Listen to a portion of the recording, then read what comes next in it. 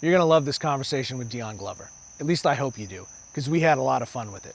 Dion's got a great perspective and a great story that I think you're going to want to hear.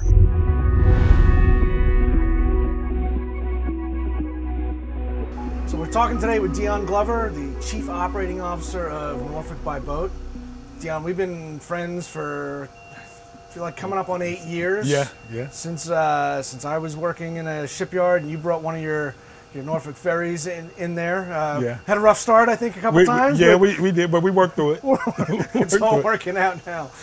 So you've got a fantastic story by your personal experience in the industry. Yes. But the real reason that I really wanted to talk to you today is because you're the parent of two twin sons that have taken a different track in life. Yeah. Each one of them. And I know you're immensely proud of both of them. Yes, I am. One of them is in the marine industry, and the other is not yet.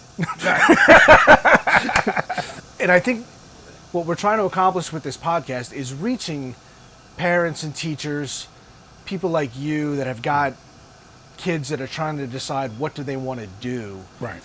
With their future. And because you've got two twin sons that have taken such a different path, you've got a great perspective on how do you coach one, how do you encourage the other, and how do you if you can, well, maybe you're just mitigating the conflict between the two. That's a good word. So let's talk about that a little bit. What brought you into the industry? Okay. I had a friend years ago, a long time ago, and he said, hey, when you're ready to figure out what you want to do, let me know. And I was young. I was probably like 18, 19 years old. He said, I got an opportunity for you. And when I was ready, I went to him. I said, hey, I'm ready. And he took me to his job, and I still didn't know what it was. I never knew what he did. And he actually worked on tugboats. Started working on tugboats. I got hired. I fell in love with working on the water, and had a captain who encouraged me to go get my license. He said, hey, you're pretty smart. You need to get your license so you can advance, you can grow. You don't just want to remain on the deck. And I thought I already achieved something by working on the water. It was exciting for me. So I went to school, got my license, started kind of learning more about the marine industry, and started wanting more. And then after that, I saw these ferries. It's weird. It's so weird, Bob. I actually rescued one of these ferries while I was on the tugboat. Yeah, I did. Somebody had cut this ferry loose, not this particular one, and it floated off, and we went and kind of rescued it and brought it back. Never knew that I would be like an owner like years later. But after working at Tarmac, I kind of graduated and went and worked for a company called Ocean Marine. And I started out just as a boat captain, running little water taxis. Then I graduated to a general manager, and then went back to tugboats after that. And then David Jordan, who's my partner now, he's the president of Norfolk By Boat. He came to me one day and he said, man, I've been watching you for years. He said, and I think that you are an awesome person. I think that you are exactly who I'm looking for as a partner. I watched you for years. And he said, I need a business partner. And I said, okay, I'm your guy, and we got together and we became partners, and I've been doing this for the last 25 years. We've actually been partners for 25 years. And man, you just zipped through a 25-year career like that, right? let me unpack that a little bit. I'm giving you the express version. So, out of high school, get a job working on tugboats, and you start on this career progression. You were happy what you were doing. Yes. Right? Yes. Because that was something you didn't know existed. I had no idea. No idea. You started out tugboats. No idea. It was mind blowing. So you're an 18-year-old young man working on a boat, thinking, man, this is great. I'm happy where I am. And somebody comes and tells you, but wait, there's more. Oh gosh. It puts you on a license track. Yes. Now you're driving boats, you're driving tugs, so what degree license do you hold now? I hold a 100-ton master. 100-ton master license, which leads to now you're the part owner of the business. Yes. That's with 1 year of college experience. 1 year of college experience. 1 year of college experience. Any of that relevant to what you're doing now? Not at all. What I've learned in college in the first year had nothing to do with what I'm doing now. And that's not a knock on college any no, means. by no means. I'm not saying, I'm an academic person, so I'm all for it, but it doesn't fit every situation.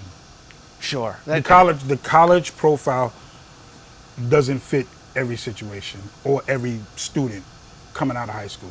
That's a great point, right? It isn't for everybody. No.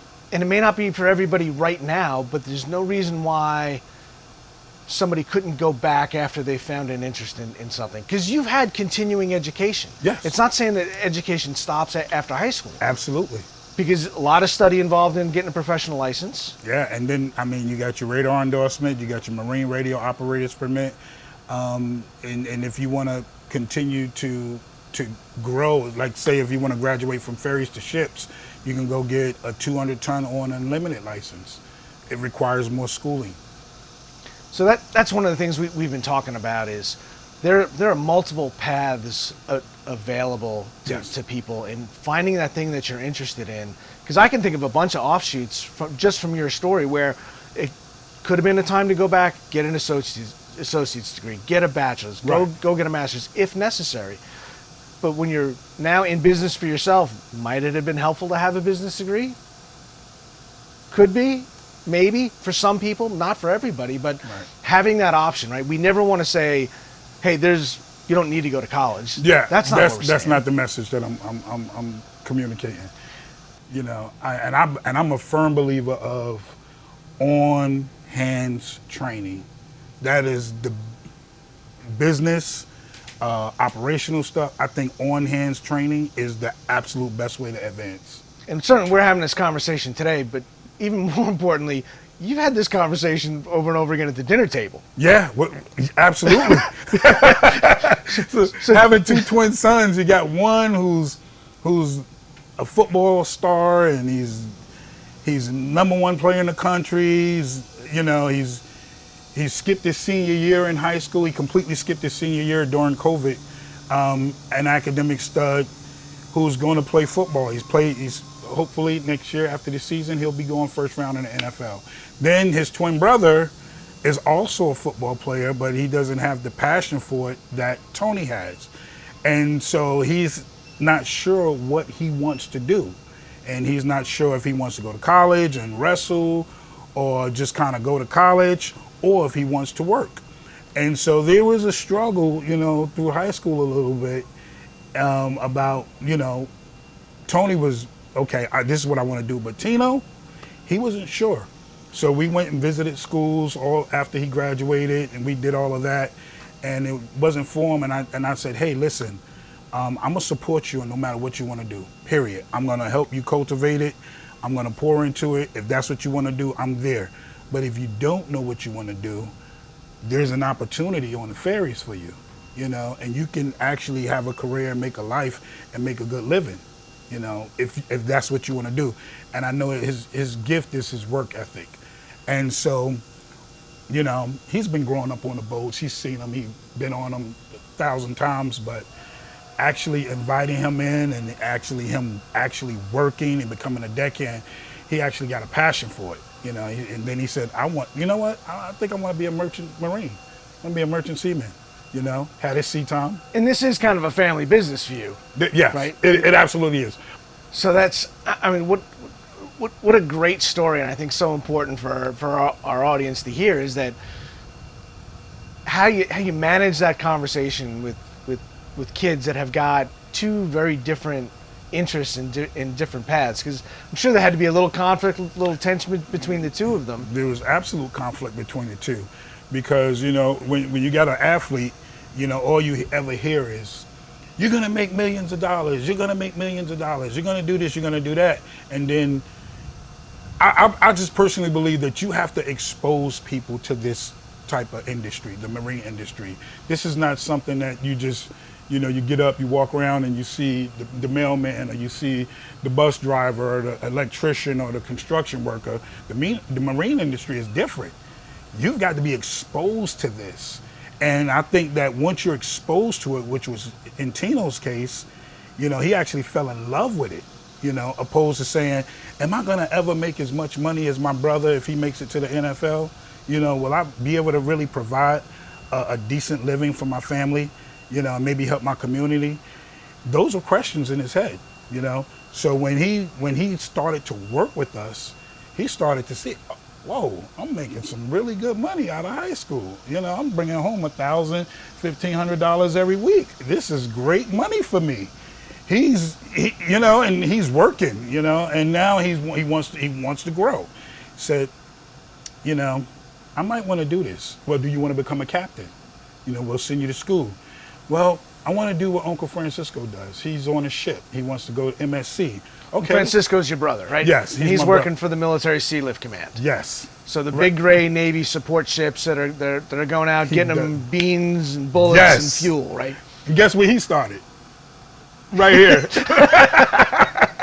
So now he's providing a tremendous living for himself, a career. So that's what Tino did. He got his credentials, and now he's waiting on his ship. He's working 3 jobs. He's working here and 2 other places. That's a tremendous work ethic. Yeah. That's somebody who's passionate about about their career and about the industry. But I had to, and there's times you got to push them and encourage them, and when they're indecisive and they don't know what to do, you just don't let them wander through life aimlessly. You just got to kind of anchor them, but you don't also want to, make them feel like you're trying to tell them what to do or control them into doing something. You just need to be. I wanted him to be productive. And I know that this industry provided that opportunity to make the money, to expose them to something different and new and fresh. Well, not new. The marine industry has been around forever, but new to him, Talked about a couple things in there, which is clearly passionate to you, right? First of all, I find it kind of funny saying, when you said your son's asking, can I make a good living for my family? When he's saying it to you and well, you've got a pretty good life. Exactly. But the other piece that I heard you say is for my community. Yes. That's something unique to you that you're doing some stuff. Talk about that a little bit. What are you doing for the community? Well, I thank God for this opportunity and this position that I'm in. And I know sometimes people look at certain occupations and say, well, do they provide? Can they? And this opportunity has helped me to provide tremendously for my family, not just my immediate family, but my extended family. I've been able to help tremendously. My community. I helped started 2 businesses. Prior to starting 2 businesses, I would help. I would take groups of kids to visit colleges, football, and I would host camps, free camps. I just did a free camp, 250 kids. Absolutely free. I mean, no holds bar. We provided absolutely everything from the uniforms, camp uniforms, the hydration, the food. We paid for the coaches, we paid for the media, we did everything. And this is all to help them, provide them an opportunity to connect with colleges to get scholarships. These are high school age kids getting ready for college? These are high school kids going into college. And my thing is, football provides an opportunity to get your audience with a lot of young men. And everybody, if I get 300 kids, I know all 300 is not going to make it to the NFL, or all 300 may not even get into college. But it helps me to cast a net, because guess what? If football doesn't work for you, there are other things that I can introduce you to. I have a young man that just graduated high school here in Portsmouth Christian, and I met him at a camp. I gave him a job here, and now he has a scholarship to Christopher Newport to play football. But he worked with me for 2 years, So if football doesn't work, he has a passion for this. He loves it. So that mentorship and guidance from here, get some work experience, keep developing that ethic. Yes. And moving on to other opportunities. Yeah. So he worked for you here for 2 years. What did he do here? He was a deckhand. He learned, the safety systems, and he actually learned how to run the boat.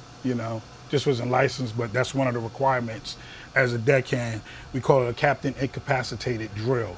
If something happens to the captain, the deckhand needs to know how to get the boat to the dock or get it to a safe place. So all our deckhands are trained to be able to maneuver the boat. So he learned that. He learned about the engines, the transmissions. He learned about the marine lingo, the marine lingo, what we port, starboard, bow, stern. Our own little secret language. All our little secret language. Yeah, you say turn to the left. What do you mean? You mean the port? But I think it was a great experience for him. He loved it. His mom loved it. And he was able to earn some money and learn a new craft. And then depart from the marine industry and go on another path with some money in his pocket and a little less debt. Yeah, exactly. And if this doesn't work, if that doesn't work for him, if something happens and he says, well, college is not for me, he has an opportunity to come back here. He earns sea time. I can say, hey, we'll send you to school to get your license.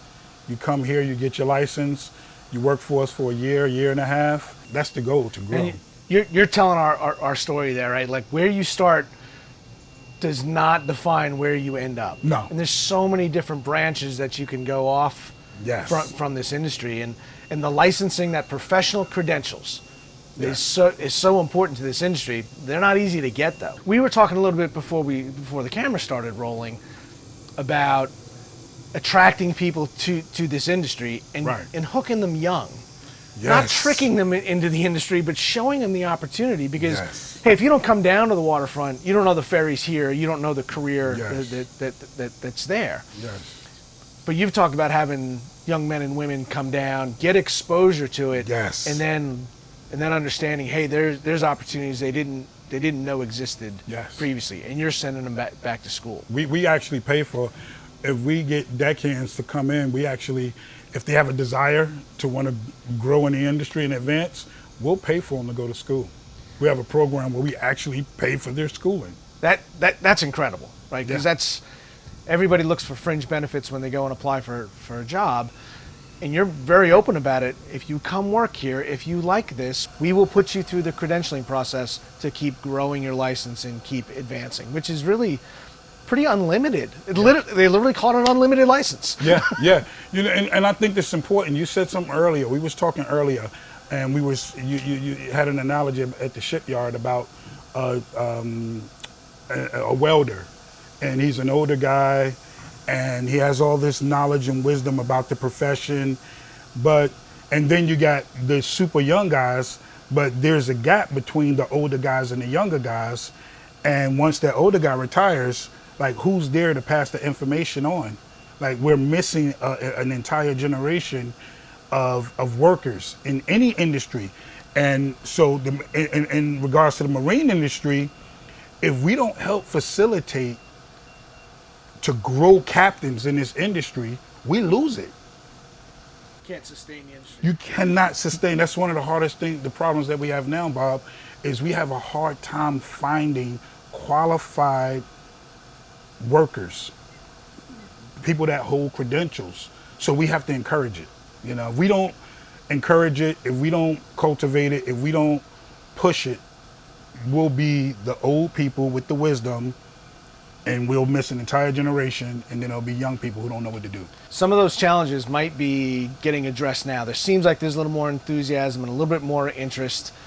The whole reason we're doing this podcast is to continue to feed that, but for 40 years, we kind of devalued those skilled trades in some of these industries. Exactly. The need never went away. We just didn't bring people in. So now we have this tremendous need to very quickly transfer that knowledge from older, experienced people to young people.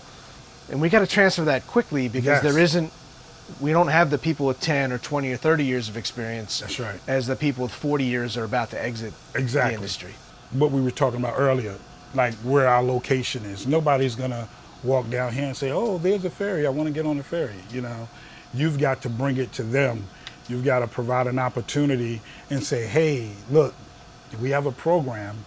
If you don't wanna go to college, here's a program, and this is what we teach, and this is what you'll learn, and these are the certifications you can get. There needs to be a program at the high school level. How old does somebody have to be to come to work on? 16. 16. When I get a 16-year-old that wants to work here, I hire him. See, that question was a setup. I thought it was going to be 18, but you just said it's 16. 16 years old. And I got to think there's people who don't know that. Okay, so my shoreside engineer, his name is Ben Foster. He's incredible. So if David is not here and I'm not here, he's in charge. And he handled the Carry B for us for years. I hired him at 16 years old out of high school, when he was in high school. When he left high school, he fell in love with the industry. He went to a school up in Michigan, came back, worked for us. He has his license, he has his engineer's license, and I hired him out of high school, and here he is helping us run this business. You know, he's the third person in charge. How old is he now? Ben's maybe 32, 29, I don't know, 29 and 32. So still a pretty young man. And Yeah. he's number 3 in charge of. He's number 3 in charge.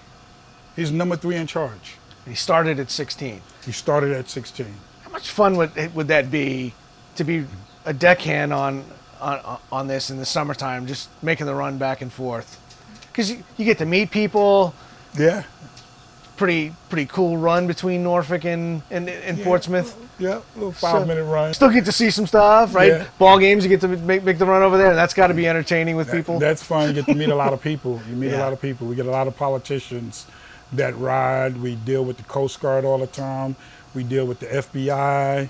When we deal with the military. We host security drills, terrorist drills. We're actually interactive with a lot of agencies, different agencies. And it's fun. So these guys get to take part. And when we do terrorist training, they pull up beside us in boats while we're running, and they board while we're moving, and they got their guns, and they're all over the place. And when the deckhand sees it for the first time, they're like, they pull out their phone and they're like, oh my God. I mean, it's exciting, you know? You're probably not getting that working as a stock guy somewhere. No, you're not getting that. You're not getting that at Chick-fil-A. That is not the summer work experience that other people are getting. Well, I got to fixate on that again. 16 years old. 16 years old. I think we have right now, we have maybe 6 high schoolers working right now. 10th, 11th grade. Making really good money, you know, great experience. One is saying he wants to go to school now. For his license. Oh, okay, so he wants to stay on the professional credentialing track. Yeah, exactly. And that's kind of what it takes. And we know we're not going to get everybody to it, but we give them some exposure to it. And if we get 20%, 30% of the people who get that experience and want to come back, but understanding that it's there.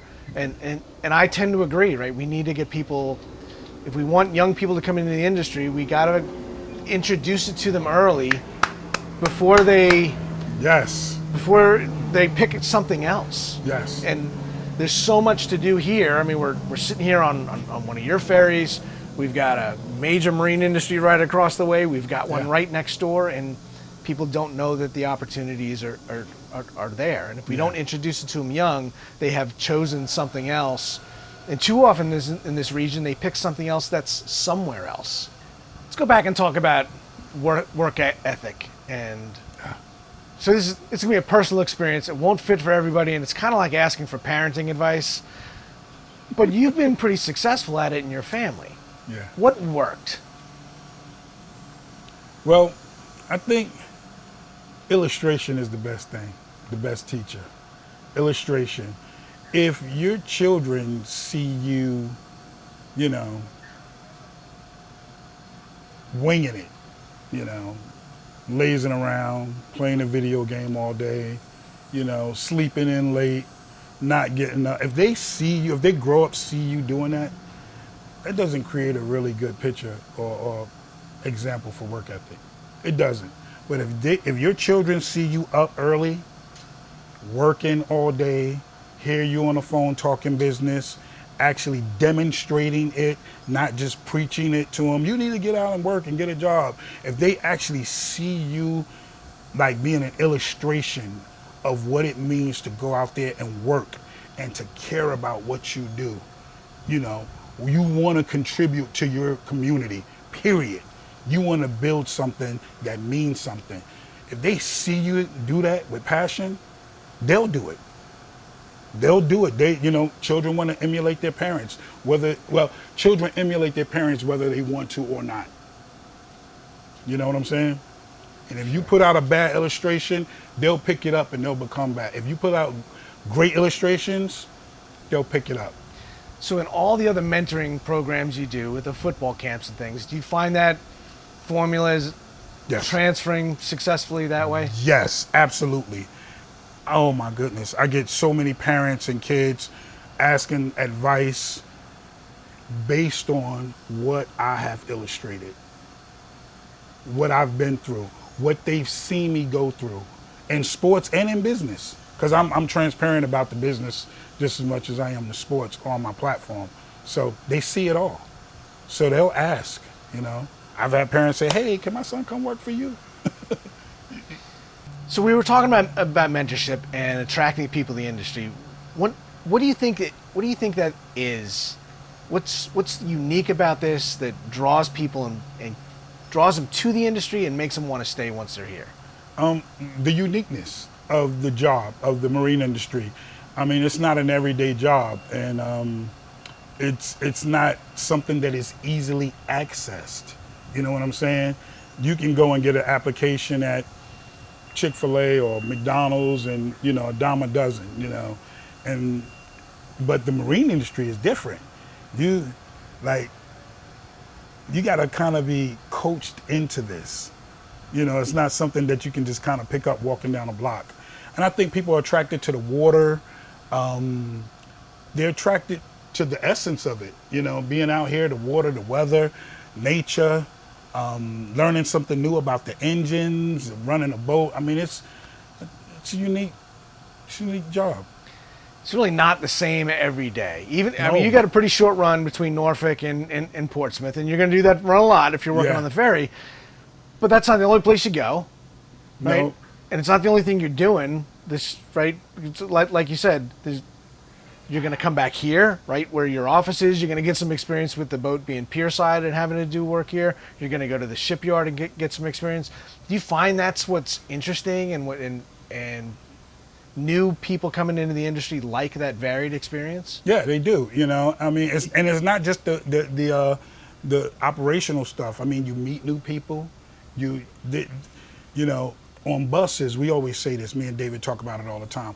On the HRT buses, I mean, everybody just kind of rides the bus. You know, no matter what, everybody rides the bus.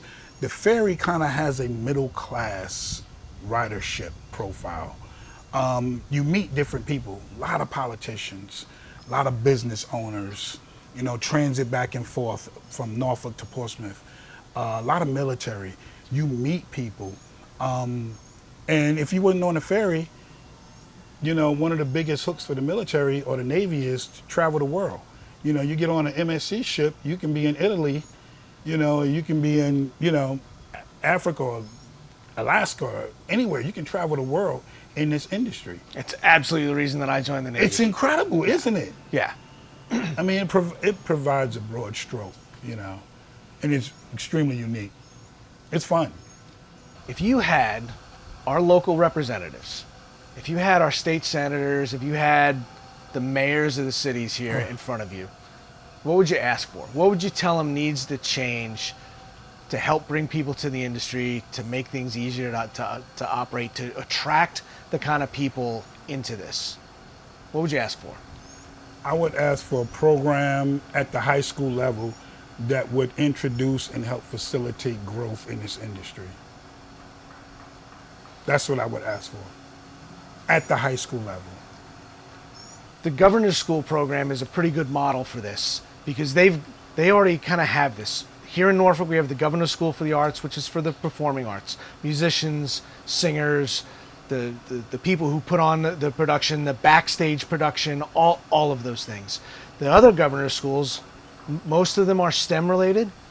There are some agricultural schools, but they're specialty schools for people that show an interest in that particular area. We don't have one like that for the marine industry. Exactly. That was my point. There's nothing for the marine industry.